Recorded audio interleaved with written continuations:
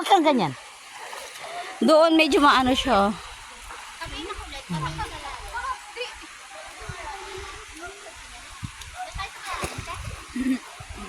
Hoy, nakita ng puwet mo!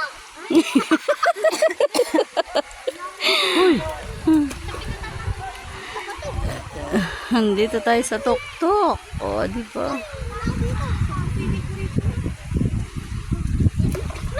Baka may ano. Wala Alin? kayong limatik dito. Wala man siguro. Hindi naman malalim dyan. Baka madulas kayo ah. Ha? Oo, kaya ganyan. Dapat punta tayo dito bandang September.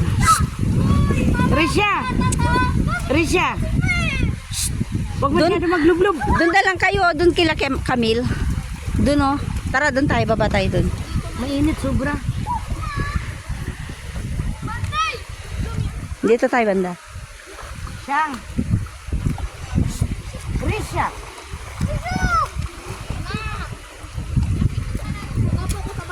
Oy, tara dito tayo sa kabila.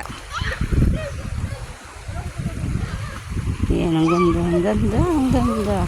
Kaso walang masyadong tubig kasi ano, tagtuyot. Kaya hindi masyadong malinaw ang tubig. Ayan.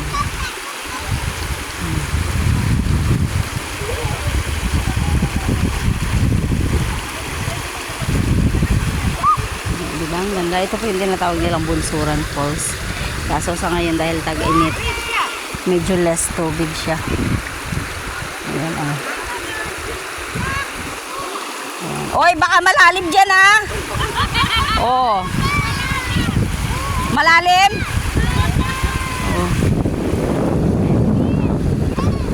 Hindi lang po kami ang nandito. Marami din dumadayo dahil medyo pahapon na. Mamaya, darami pa po mga to. Marami din naliligo banda rito. Ayan.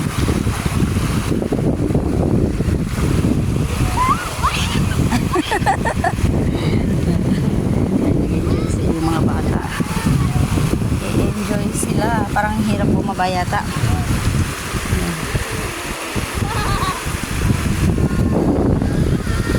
Ganda ng view.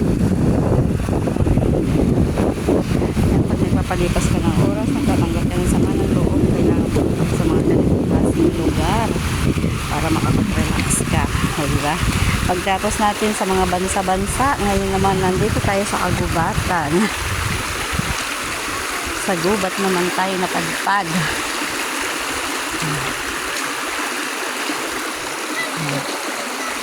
Diba?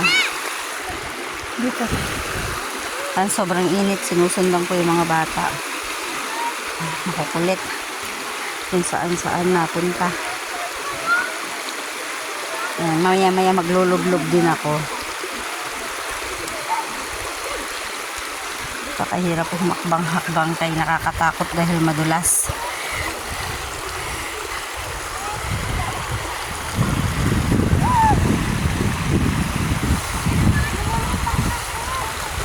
Hindi ko alam kung paano ako